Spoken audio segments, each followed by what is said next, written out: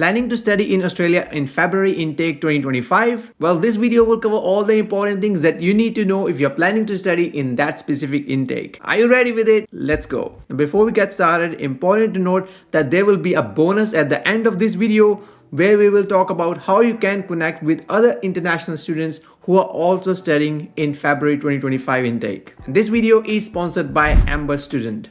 Now, without wasting any time, let's get straight into the video. Now, the first thing we are going to discuss is about the key dates and the deadlines. Now, for students who have already submitted their university applications, great, well done, you have done the right thing. But for those students who haven't submitted their applications yet, well, you are still not too late, as most of the universities will have their closing date at the end of November, which is around 30th of November 2024, or around the mid of December, which is around 15th of December 2024. But just keep in mind that most of the universities will likely to close their applications by the end of November. So if you haven't started or if you haven't submitted your application for the university, you better do that quickly. As you can see in this image, the University of Melbourne's deadline is 30th of November for the Feb 2025 intake. And also some interesting information here is that some universities have actually introduced a wait list for the next intake. The reason being is because of the proposed student caps. As some of you might already be aware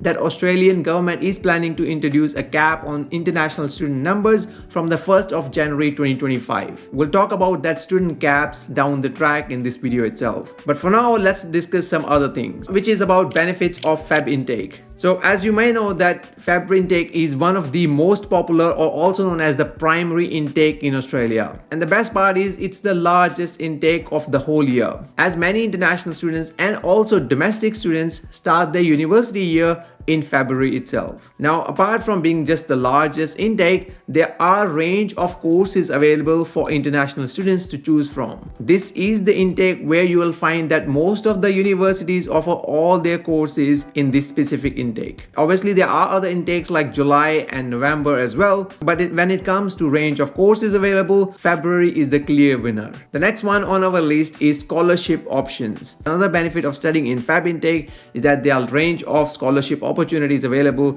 for international students to choose from. Whether it's Australian government sponsored scholarships or scholarships by the university itself, there are a range of such opportunities available, much more than any other intake. And last but not the least, many students, as they're starting their first year of university, it becomes easier to create your social circle, as many students, both domestic and internationals, look to make some of their social groups out there. So it's a great time to make those social circles. Now, there are a couple of drawbacks of studying in Feb intake as well. The first one is the higher competition. As you can expect, it's a primary intake for studying in Australia. Many international students apply for this specific intake. And as we know that the government is proposing to introduce student caps, the competition in terms of applications is going to be fierce. So if you haven't applied for it, you need to be really quick. And another important drawback is harder to find accommodation. Because many students are starting university at the same time, they're all looking for student accommodation. So it becomes challenging for them to find the right accommodation. Over the years, we have been talking that finding accommodation in Australia has been becoming quite difficult, not just for students, but for locals as well. And that is why it's important for you to make sure to book your accommodation as early as possible, especially if you have got your visa notification already. You should start looking for your student accommodation. And that brings us to today's sponsor of this video, which is Amber Student. Now, as I mentioned, that finding the right accommodation for international students can be quite overwhelming. But that's where Amber Student comes in. Amber is a one-stop platform that helps you discover and book fully furnished affordable housing near your university. Whether you're looking for your shared accommodation, private studio, or student dorms, Amber has got you covered. The best part about Amber Student is that they handle everything for you, from flexible lease terms to securing your own booking, even when you are still overseas. They also offer 24/7 support, so you are never alone if you need help with your accommodation search and booking. Many students have used their services in the past and they were all really happy with the services provided by the Amber Student team. So book your accommodation hassle-free with Amber Student. You can check the link in the description box below for more details and find your perfect home before even landing in Australia. Honestly speaking, we have been partnering with Amber Student for quite a while now, and they have been an amazing partner for all the students who have booked their accommodation through them. They've got really good reviews from the people who have booked through them. So my suggestion would be, if you are looking for accommodation, it's important that you book some sort of accommodation before arriving, at least for a few weeks, so you're not stressed out straight away after arriving in Australia to find your accommodation, because it has been a big challenge to find one. Now, the next point we have on our hand is cap on student numbers. As I mentioned earlier, most of you might already be aware, if you're planning to study in Australia in 2025, that Australian government is planning to introduce a cap on international student numbers. The total cap number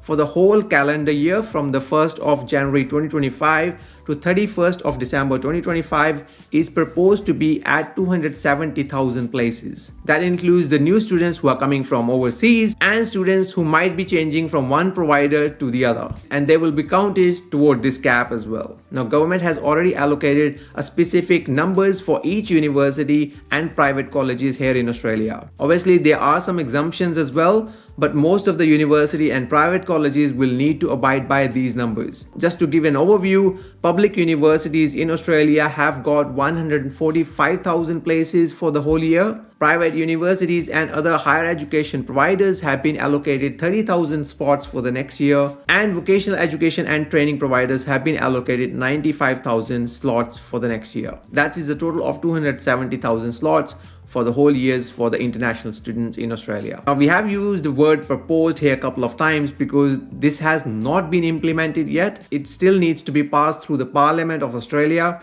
and we are still waiting a further update regarding that, which we are likely to hear within this week or the next, as the government is likely to make the decision on it before the end of this month. And we'll keep you updated as soon as we have an update, so make sure to follow us on Instagram as well, where we regularly update our followers with this sort of news information. Obviously, the government's reason to do this is to reduce the migration numbers to pre-pandemic levels, as there has been a huge increase in the migration numbers after the COVID-19 pandemic restrictions were over. Now, next point we will discuss here is a quick timeline for the students, whether you have already applied or you haven't applied yet. So ideally, when it comes to applications, you should apply nice and early. People tend to apply for the universities and visas at least 3 to 4 months ahead of time. Some students who are in touch with us, they actually have applied way earlier than that, and they have already got their visa sorted, which is great. Congratulations for doing that. But for those who haven't even submitted their applications, here is a quick timeline for you. So we assume that you would have done already your English test if you needed to do one, and would have collected all the important documents that you needed to send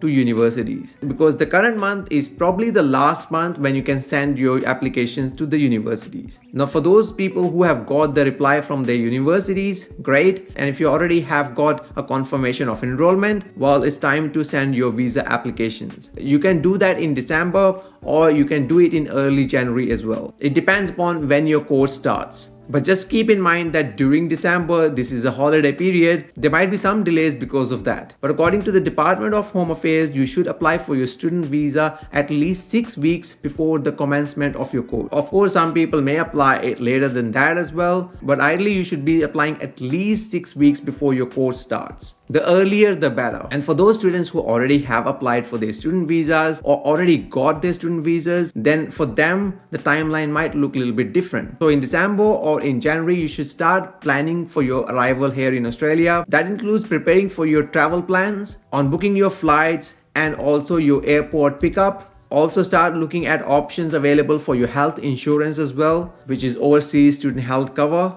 And very importantly, start looking for your accommodation. And if you already have got a visa notification, that means you should start booking them as well. Obviously, in February, March, you will start arriving here in Australia, and that is a quick timeline for you all. And the next topic we have on our hand is regarding orientation, also known as O Week in Australia. Orientation is a week full of activities for students to help them settle into the university life. It is actually for both local and international students. There are a lot of activities happen during this week that help you to learn about your course, the facilities available in your campus, the campus itself, student clubs, unions, and a lot of freebies and other fun activities that happen during this week. It's usually held a week before your course commencement. And one of the important questions that students ask us regarding orientation is it compulsory that we must attend the orientation? Obviously, many students want to attend orientation, but this question is regarding when there is a delay in their student visas. So while we suggest that you should attend orientation session because it is such a fun activity and it helps you to understand and settle into the university life, it is not compulsory that you must attend it. If you missed out on it, so be it.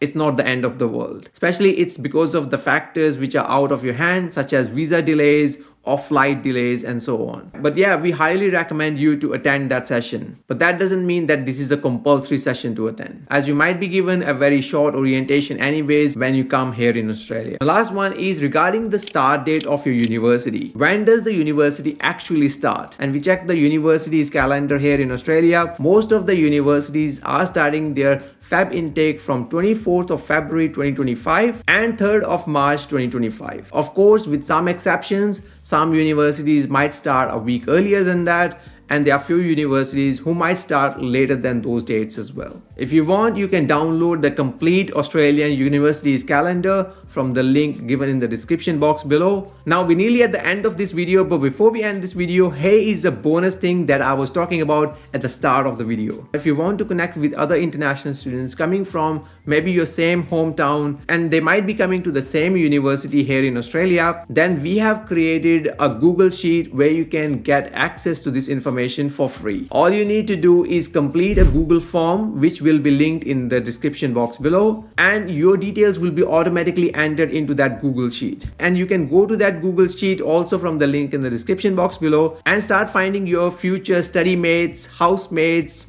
and mates in general from that Google Sheet itself. So please make sure to share that information with your friends as well, so they can input their details and they can also find their mates coming to Australia, especially in Feb 2025. Again, if you need to book your accommodation, please check the link in the description box below for that as well. Amber Student provides a really good options for international students planning to find their accommodation in Australia. The chances that you might be looking for part-time work when you arrive here in Australia. So for that, I recommend you watching this video here where I talk about the top 10 part-time jobs for international students in Australia. So click the video over there and I'll see you there.